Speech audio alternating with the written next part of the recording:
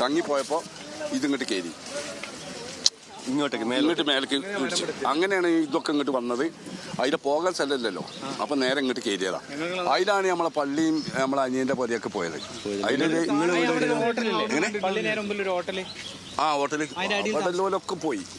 നിങ്ങൾ അന്നേരം ഇവിടെ വീട് എന്റെ വീട് മേലെ ഈ പുഞ്ചിരി മുട്ട ഇവരൊക്കെ വന്ന് നിന്ന് നമ്മളെ പൊരയില, നമ്മളെ പൊരയിലും ഒക്കെ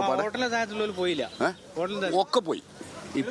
ആ പിന്നെ ഹോട്ടലിൽ ഒരു 10 ആളുണ്ട്, ഒരു 10-13 ആളിന്റെ എണ്ണം നമുക്ക് പറയില്ല. ഇനി പുറത്താരെങ്കിലും ഉണ്ടോന്ന് പറയാൻ പറ്റൂല.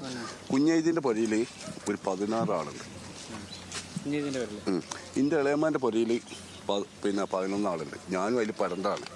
എന്റെ അനിയൻ വന്ന് ചീത്ത പറഞ്ഞതുകൊണ്ട് ഞാൻ കഴിച്ചിലായതാണ്. നമ്മളവിടെ നല്ല സേഫ്റ്റിയുള്ള സ്ഥലമാണ്. അപ്പൊ ഞാൻ അവിടെ നിൽക്കുമ്പോൾ ഇവര് വന്നിട്ട് പറഞ്ഞു നിങ്ങൾ അങ്ങോട്ട് വരിയെന്ന്. അപ്പം ഞാൻ എന്നോട് വരാൻ വണ്ടി എടുത്തിട്ട് വേണം ഞങ്ങളെ എന്തായാലും അവിടെ ആക്കി കൊണ്ടായിരുന്നു. അങ്ങനെ ഓൻ വന്നപ്പോൾ പറഞ്ഞു ഏറ്റവും സേഫ്റ്റിയുള്ള സ്ഥലം ഇവിടെയാണ്, കാക്കും താത്തി ഇവിടുന്ന് പോയാൽ ശരിയാവില്ല, അതുകൊണ്ട് കാക്കും താത്തി ഇവിടെ നിൽക്കണം, ഞങ്ങളൊക്കെ ഇങ്ങോട്ട് വരാം എന്ന് പറഞ്ഞിട്ടാണ് ഓൻ പോയത്. ഓൻ പോയി നമ്മളെ തറവാട്ടിൽ പോയി അവിടുന്ന് തുണി സെറ്റൊക്കെ എടുത്തിട്ട് പെങ്ങളെ പൊരയ്ക്ക് മേലെ കയറി വന്നു.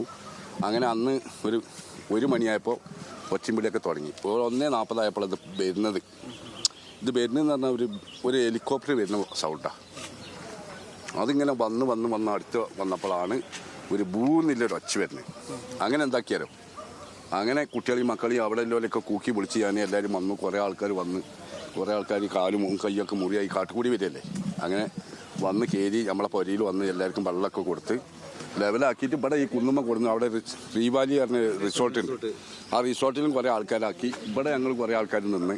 പിന്നെ രണ്ടാമത്തെ പൊട്ട് വന്നപ്പോൾ ഞങ്ങളെല്ലാവരും ഇവിടെ വന്ന്. എനിക്ക് എവിടെയും നിന്നിട്ട് പേടിയാകുക. എന്താണെന്ന് വെച്ചാൽ ഇതിൻ്റെ അടിയും പോകുമെന്നില്ല പേടി.